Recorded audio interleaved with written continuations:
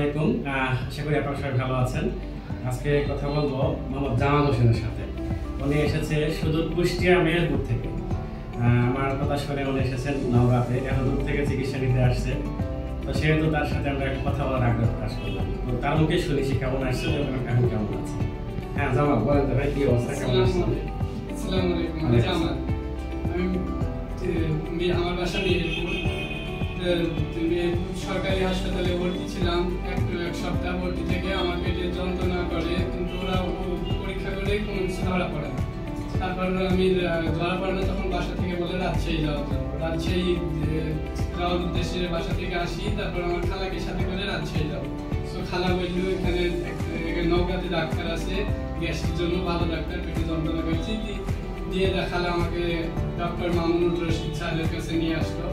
নিয়ে এসে তখন তো আমি যখন আসি তখন তো আমি উঠে দাঁড়াতেও পারি না। যন্ত্রণা, বমি, পাতলা পায়খানা হয়েছিল।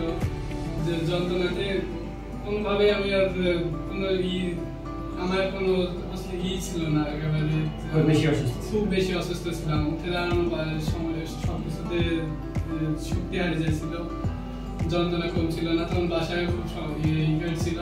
তারপরে আপনার কাছে এসে আপনি ঔষধ দিলেন, পরীক্ষা করে ওষুধ দিয়ে ওষুধ 1 মাস খেয়ে আমি এখন পরিপূর্ণ সুস্থ, আর কোনো সমস্যা হচ্ছে না। 1 মাস পরে আজকে আবার ডাক্তারের কাছে এসে ডাক্তারের কাছে এসে স্যার এখন আমাকে আবার নতুন ওষুধ দিল, এগুলো খেয়ে ইনশাল্লাহ আমি সুস্থ হয়ে যাবো। স্যারের জন্য অনেক দোয়া করি। ডাক্তার মামুনুর রশিদ স্যার নওগাঁতে এসে স্যারের কাছে অনেক কৃতজ্ঞতা যে স্যার আমাকে সুস্থ করে, আমি এখন সুস্থ করে।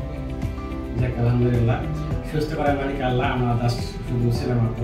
তো ভালো লাগার বিষয় হচ্ছে উনি যেদিন প্রথম এসেছিলেন কুষ্টিয়া থেকে, তখন শুনে একটা ভালো লাগা হলো যে এত দূর থেকে আমার সেটা আসছে শুধু নওগাঁতে, কারণ ভালোবাসা কারণে চলে এসছে। উনি যেদিন আসছিল এতটাই খারাপ ছিল, ওনার বমি, পেট ব্যথা এবং উঠে দাঁড়াতে পারছিলেন না, যা খাই তাই বের হয়ে যাচ্ছে। এতটা বেশি লেথার্জিক ছিল যে ওনার সাথে কত কথা বলবো, এই কথা বলার এনার্জিটাও ছিল না।